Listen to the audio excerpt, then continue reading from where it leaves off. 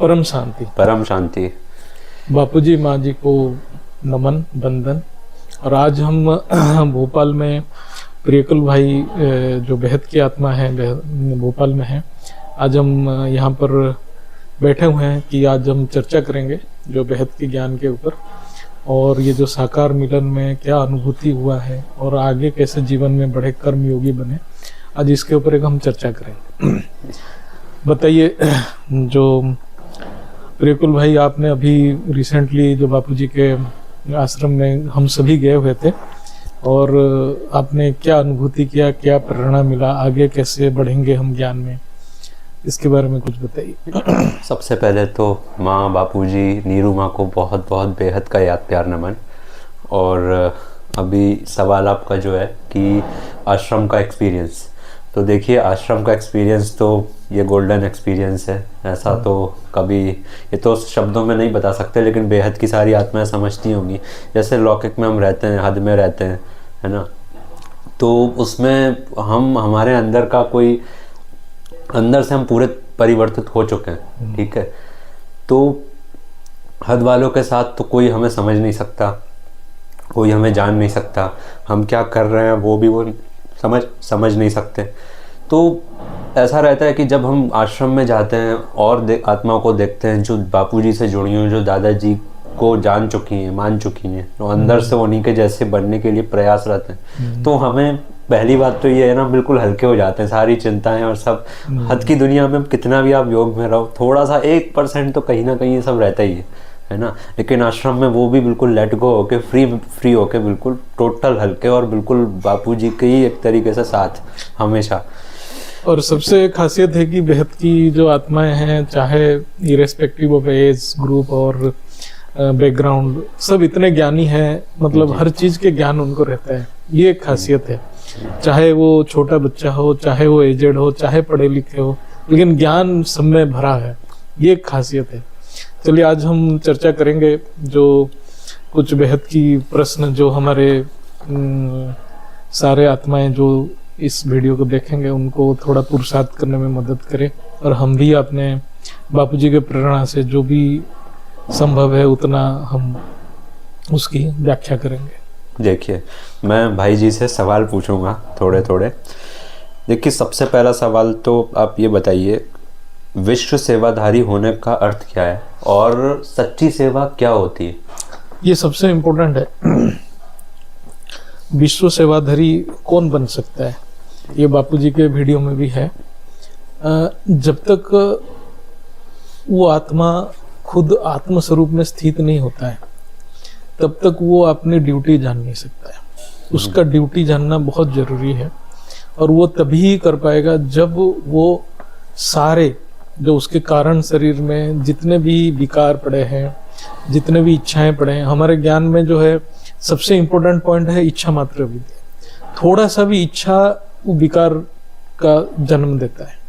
तो इसलिए जब तक वो इच्छा मात्र अविद्या, मतलब पूरी निस्वार्थ नहीं बन जाता, पूरी अपने स्वरूप में स्थित नहीं हो जाता, तब जिसको बोलते हैं कि अंतिम शुद्धता, इतना शुद्धता आ जाए उसमें, तो ऑटोमेटिक आत्मा के जो गुण बाहर आ जाएगा। जो आत्मा का जो ओरिजिनल गुण है ना, प्यार का सागर, ज्ञान का सागर, वो सबको प्रेम करने लगेगी, वो सबकी कल्याण की भावना आएगा, तभी जागृत होगा। थोड़ा सा भी लेयर रहेगा तो वो कल्याण का भावना नहीं रहेगा। तो ये जो सेवाधारी तभी बन पाएगा, विश्व सेवाधारी, और विश्व का सेवा कर पाएगा। तो सेवा करने के लिए भी आपको ज्ञान चाहिए, बिना ज्ञान के आप सेवा भी नहीं कर पाएंगे। अच्छा, ज्ञान पे एंड किया तो नेक्स्ट क्वेश्चन ज्ञान के बारे में, कि वास्तव में ज्ञान क्या होता है, ज्ञान तत्व का क्या मतलब है? ये तो हर जगह पे है। ज्ञान मतलब अपने आप को जानना ही ज्ञान है जी। अपना जो मैं कौन हूँ, मेरा जो मूल स्वरूप क्या है, मेरा मूल स्मृति क्या है, मैं कहाँ से आया हूँ, मेरा रचयिता कौन है, और मैं कैसे उस मूल स्मृति को प्राप्त करूँ, यही ज्ञान है जी।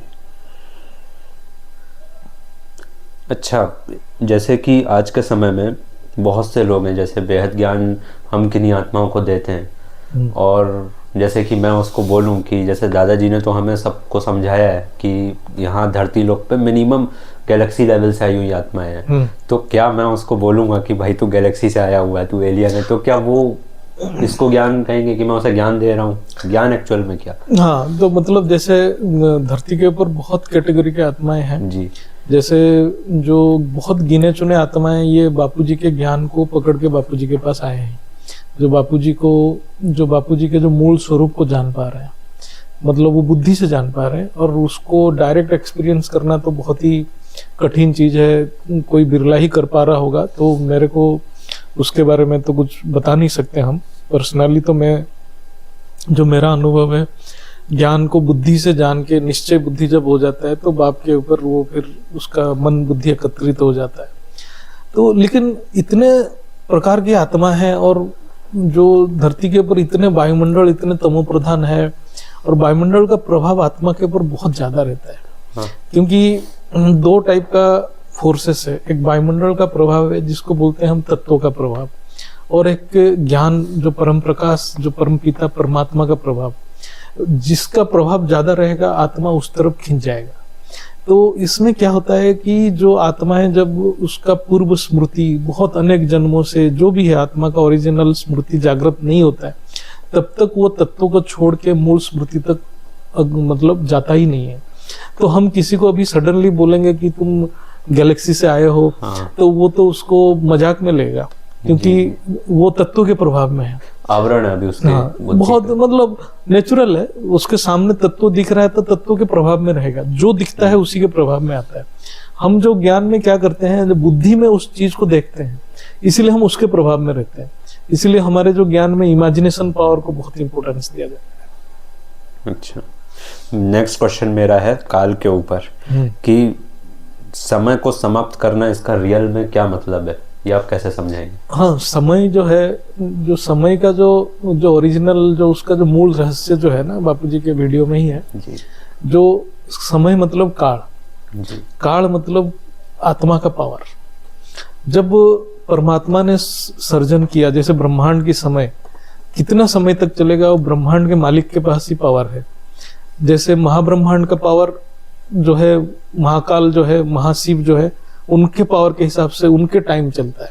ऐसे ही हर आत्मा का काल निर्धारित है, तो वो कितना समय तक उसकी प्रभाव रहेगा, उस कितना समय तक वो आत्मा का क्रिएटिविटी काम करेगा। लेकिन जो बेहद की आत्माएं हैं उनका तो काल इन्फानाइट है, क्योंकि वो अविनाशी है, तो उनका इफेक्ट निरंतर और अविनाशी, मतलब वो समय तक चलेगा जब तक उसका पावर चलता रहेगा। तो आत्मा में इतना पावर है, जितना पावर है उस समय तक उसका काल निर्धारित। हद और बेहद में डिफरेंस वो काल के हिसाब से ही हो जाता है। जो आत्मा एक डेफिनेट पीरियड में उसका प्रभाव खत्म हो जाता है, मुक्त हो जाता है, तो वो काल के प्रभाव में है। जो बेहद की आत्मा है वो काल के प्रभाव में है ही नहीं। इसलिए नहीं है कि उनके लिए इन्फानाइट है, उनका टाइम पीरियड इन्फानाइट है, क्योंकि उनके आत्मा में पावर इन्फानाइट है। इसलिए काल जो है आत्मा से ही सृष्टि हुआ है। आत्मा नहीं रहेगा तो काल भी नहीं रहेगा, समय भी नहीं रहेगा। तो काल एक टाइप का हम बोल सकते हैं इल्यूजन है जी। जो आत्मा अपने स्वरूप में स्थित हो जाता है, तो उस टाइम स्पेस भी जीरो हो जाता है, टाइम भी जीरो हो जाता है। इसी को समय समाप्ति, समय समाप्ति बोलते हैं। यानी आत्म स्वरूप में आ जाना, आत्मा जागृत कर लेना, यही है समय को समाप्त करना। अच्छा, और एक बहुत बढ़िया है, इसके हिसाब से भी आप बोल सकते हो कि प्रेजेंट में रहना वो भी समय की समाप्ति है। Yes. अब ना फ्यूचर की सोचो ना पास्ट की सोचो, प्रेजेंट में रहना भी समय की समाप्ति है। अच्छा, अभी नेक्स्ट क्वेश्चन मेरा है वो सनातन धर्म के शास्त्रों के ऊपर है। बहुत सी संस्थाएं कहती हैं कि ये तो शास्त्रों में झूठा ज्ञान है। तो अभी हम लोग तो बेहद ज्ञान में चलते हैं, तो हमारे लिए क्या इम्पोर्टेंस है वेद शास्त्रों के ज्ञान नहीं, वेद शास्त्र का ज्ञान तो फंडामेंटल है। जो हमारे जो मुनि ऋषि जो सनातन जो सत्य जो है, वो वेद शास्त्र में ब्रह्म के बारे में ज्ञान है। लेकिन वेद शास्त्र में झूठ तो नहीं है, लेकिन वेद शास्त्र में भी उसको समझना और उसका जो लिमिटेशन है उसको जानना भी बहुत कठिन है। जब तक आप अध्ययन नहीं करेंगे उसको जान नहीं पाएंगे। तो वेद शास्त्र में बेसिकली आत्मा, मन, बुद्धि, संस्कार, परमात्मा, इसका उसका डेफिनेशंस है, और उसके ऊपर काफी रिसर्च भी हुआ है। तो जब उसको समझ के पढ़ेंगे, कोई आपको गुरु मिलेगा, कोई आपको परम पिता परमात्मा खुद आपको प्रेरणा देंगे, तब उसको आपको समझ में आएगा। बिना गुरु के आप उसको समझ नहीं पाएंगे। इसलिए जो झूठ बोल रहे हैं तो उनको उचित मार्ग नहीं मिल रहा है, उनको रास्ता नहीं मिल रहा, वो भटक चुके हैं, इसीलिए वो उसको झूठ मान रहे हैं। तो उनको झूठ मानने कहने से पहले उनको पहले अपने आप को सेल्फ इंट्रोस्पेक्शन करना चाहिए कि सच में हम ज्ञान को समझे हैं क्या। तो उनको सही मार्ग में आना चाहिए। और बेहद की ज्ञान जो है वो बहुत एडवांस ज्ञान है। तो हमारे वेद शास्त्र में एक ब्रह्मांड का था, तो वेद शास्त्र में बापूजी ने खुद बताया ब्रह्मांड के ऊपर की ज्ञान था ही नहीं। तो हमारे तो ज्ञान कितने पीढ़ी तक इन्फानाइट बेहद की ज्ञान है। तो इसीलिए वेद शास्त्र तो कभी झूठ ही नहीं, वो तो बहुत ही साइंटिफिक ज्ञान है और सिर्फ ब्रह्मांड की ज्ञान है। मतलब बेसिकली हम बोल सकते हैं कि जैसे एक कंट्री का कॉन्स्टिट्यूशन रहता है, how to regulate that country, ऐसे ही इस ब्रह्मांड के कॉन्स्टिट्यूशन हमारे वेद शास्त्र है।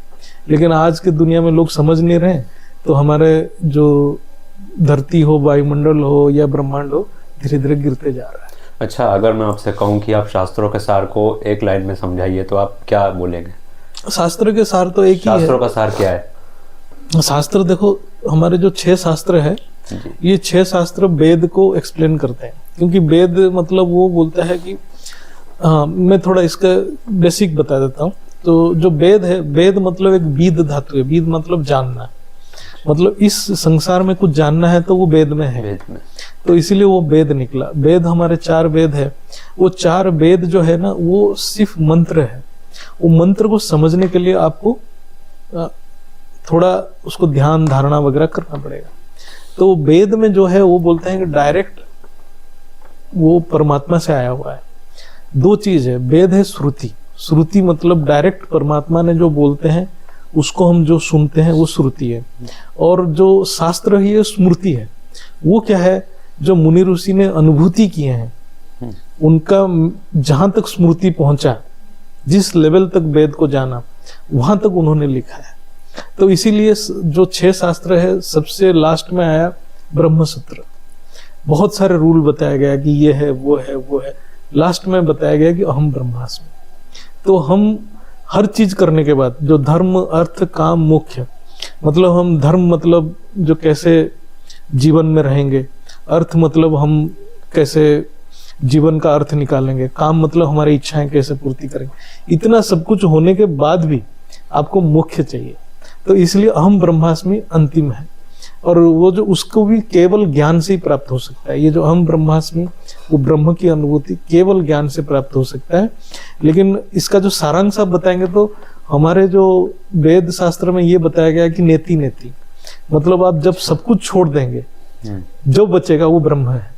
लेकिन हमारे जो ज्ञान में है, हमें नेति नेति करना नहीं है। हम जान चुके हैं कि हम परम पिता परम ब्रह्म की हम संतान हैं। चलो, और नेक्स्ट हो गया? यस। चलो, आज काफी अच्छा चर्चा हुआ। और जो प्रियकुल भाई, ये बहुत ही ज्ञानी आत्मा है। इनके अंदर बहुत सारे ज्ञान के, वेद की ज्ञान के प्रश्न आते हैं और हम लोग चर्चा भी करते हैं। तो आज एक संडे था और वो आए हुए थे, तो हम भी सोचे कि समय का अच्छा उपयोग किया जाए। और ये हमारे जो MP भोपाल में, इसमें हमारे जितने भी आत्माएं हैं उनको प्रेरणा मिले और आगे बढ़ें, ज्ञान में जुड़ें। और बताइए, आप कुछ बताना चाहते हैं? देखिए, अभी तो ज्योति प्रकाश जी के साथ ये मुलाकात हुई है, तो ये MP में तो जितनी आत्माएं हैं बेहद की, उनको भी मैं कहूँगा, और भोपाल में है तो उनको भी, कि अब जैसे दादाजी ने क्या बोला है कि अभी तो सेवा से भाग्य बनना है। तो हमें हमारे अंदर अब केवल एक ही इच्छा होनी चाहिए, विश्व कल्याण की। और उसी अनुसार हमारे कर्म होने चाहिए। तो अब ये सेवा का ही थोड़ा सा समय बचा हुआ है, तो जैसे भी मतलब किसी भी प्रकार से हम सहयोग कर सकें ज्ञान को आगे फैलाने में, ज्ञान दान महादान, तो अभी बस हमें अपना सारा टाइम और एनर्जी इसी में लगाना है। और मैं कहूँ तो आपको जैसे लौकिक शब्दों में कि आज का धर्म ही है केवल विश्व कल्याण, बाकी आप कोई भी कर्म कर रहे हो दैट काउंट्स एज अधर्म, है ना? वो विनाशी है। यस, दैट इज विनाशी। आप समझो कि आप कोई भी कर्म कर रहे हो वो कौरवों वाले हैं, लेकिन ये जो सेवा का कर्म है, जो ज्ञान दान महादान वाली बात है, केवल वही एक कर्म है जो आपका भगवान के लिए जा रहा है। तो केवल वही एक आपका धर्म है, बाकी सब अधर्म है। जी, परम शांति। आज हम बापूजी माँ जी के प्रेरणा से जो भी ज्ञान की चर्चा किए हैं, वो उससे सबको शायद कुछ ना कुछ फायदा होगा। परम शांति, बेहद की बेहद की परम महाशांति। महाशांति।